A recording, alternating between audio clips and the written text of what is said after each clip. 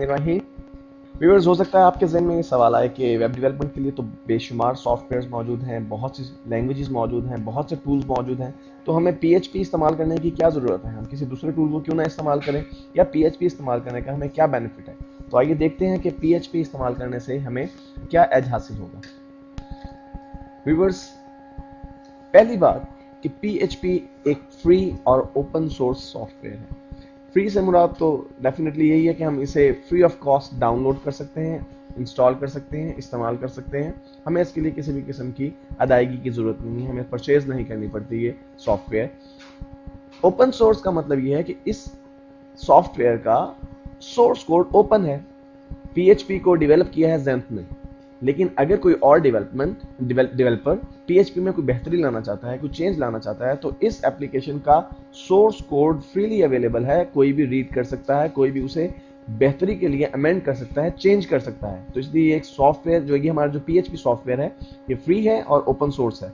दूसरी बात कि ये क्रॉस प्लेटफॉर्म एप्लीकेशन है। क्रॉस प्लेटफॉर्म का मतलब व्यूअर्स ये है कि आप किसी भी किस्म के सर्वर पर इसे डिप्लॉय कर सकते हैं। यानी आपका सर्वर विंडो है, लिनक्स है, यूनिक्स है, आप किसी भी किस्म के मैक सर्वर है, आप किसी भी सर्वर के ऊपर इसे यूज कर सकते हैं। और आपका यूजर कोई भी सर्वर, आप जो कंप्यूटर यूज कर रहा हो, मिसाल के तौर पे आपने अपना पीएचपी साइट जो है वो अपने जो वेब सर्वर पे अपलोड किया और वो वेब सर्वर है मैक का, लेकिन आपका यूजर यूज कर रहा है, आप जो ऑपरेटिंग सिस्टम है वो विंडो यूज कर रहा है, तो इसमें कोई किसी भी किस्म की प्रॉब्लम क्रिएट नहीं होगी। ये क्रॉस प्लेटफॉर्म जो है वो डेवलपमेंट एनवायरनमेंट रखती है।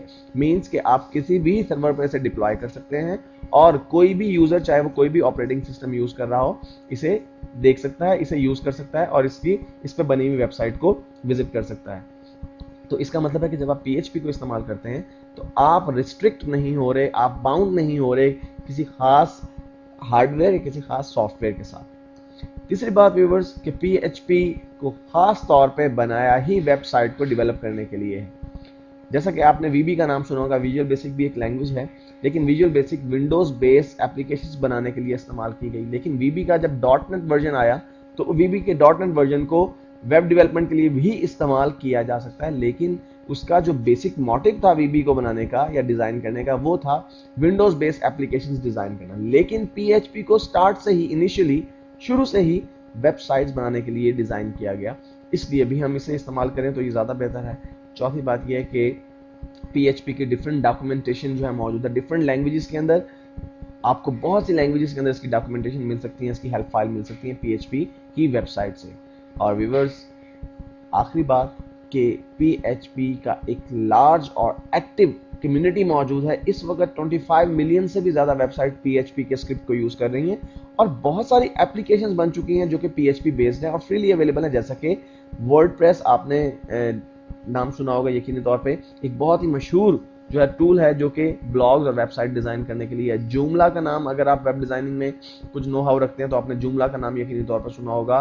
द्रुपाल का नाम आपने सुना होगा। ये तमाम जितने भी एप्लीकेशंस हैं ये फ्री हैं और ये बनाई गई हैं पीएचपी की मदद से, पीएचपी की मदद से डिजाइन की गई। और अगर आपको पीएचपी आती है तो आप इन टूल्स को इंतहाई एफिशिएंटली और इफेक्टिवली यूज कर सकते हैं। तो व्यूअर्स, अब हमने देख लिया कि पीएचपी क्या है और पीएचपी को यूज करने के फायदे क्या हैं।